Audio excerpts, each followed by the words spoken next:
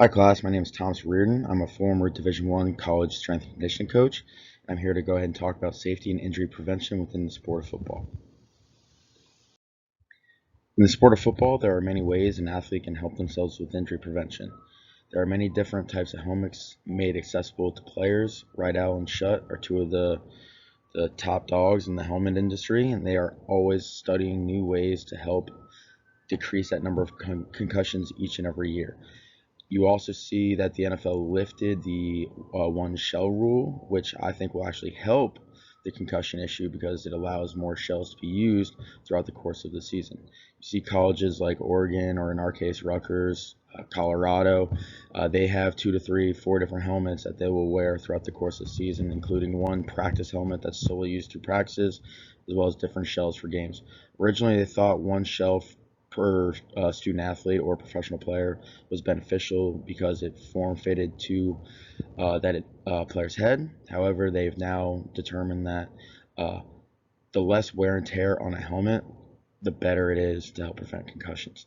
There are also special shoulder pads designed for players throughout the game of football. They're individually cut to kind of fit to the player's position. So if you're a lineman, you have a different cut pad than a quarterback, who has a different cut pad than a linebacker or a running back. Quarterbacks are also given the opportunity to wear flak jackets. Now, flak jackets are great because they help eliminate some of those, well, not eliminate, but they help prevent against some of the rib injuries that quarterbacks might see when they're tackled or sacked within the course of the pocket. But what I want to focus on with injury prevention is the things that can be done within the confines of the weight room. Being a strength and conditioning coach, that's kind of my bread and butter. So I'm going to go ahead and talk about exercises that can be utilized within a strength program to help prevent injury. There are various different types of injuries out there. Concussions are responsible for 10.5 of all the injuries within the sport of football. Some might consider that number to be low. However, if you think about all the cases that go undocumented or unnoticed by coaches, it is rather alarming. Another issue with concussions is, CTE is the big button topic here. You hear it about the NFL guys, but it's only something that can go ahead and be studied once a individual has uh, passed away. Um, to go ahead and help with CTEs and concussions, there are numerous exercises that you can go ahead and utilize to help decrease these numbers. Now, those exercises are predominantly focusing on strengthening the neck. Now, it has been determined that if you're able to increase your neck size, you're able to decrease the amount of concussions you may come across over the course of your athletic career. According to the NSCA, which is the National Strength and Conditioning Association, they have determined that increasing your neck size and diameter helps prevent some of those concussion issues. Now, the reason being is the thicker your neck gets, the stronger it is, so it's kind of able to prevent against that whiplash feeling you may come across when your head hits the turf off after a tackle, as well as the head-on-head collision that you might experience.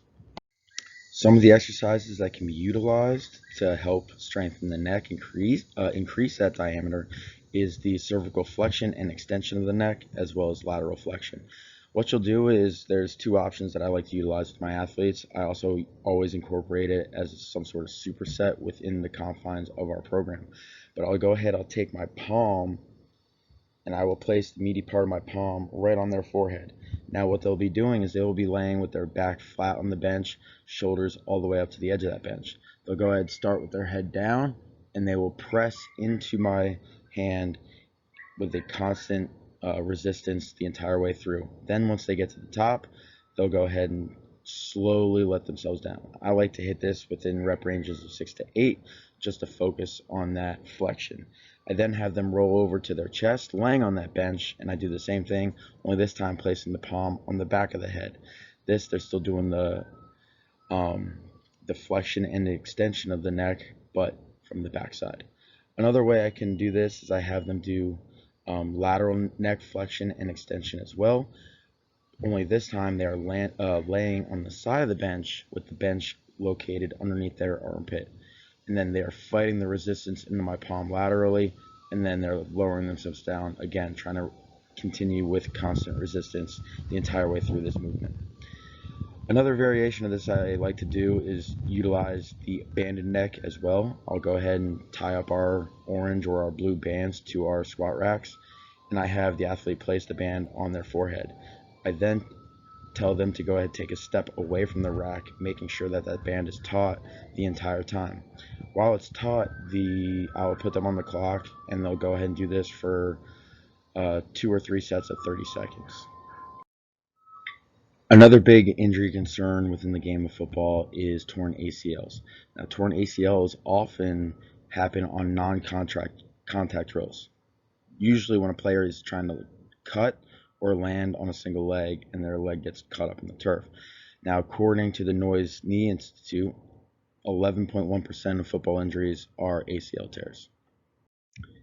For injury prevention, I like to utilize the banded TKE. Now, this is a great exercise to set up when you're doing leg day and your athletes are in the squat rack. You just go ahead and attach that band around the squat rack. So they go ahead and hit a set of squats, then they hit a set of 15 on the right leg of the banded TKE. They go do their second set of squats, then they hop right in the band, they do their left leg.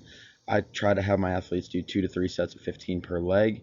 What's great about this exercise is you have your non-banded leg, which will be your plant foot. Now that leg is going to go ahead and focus on the stabilization of your body.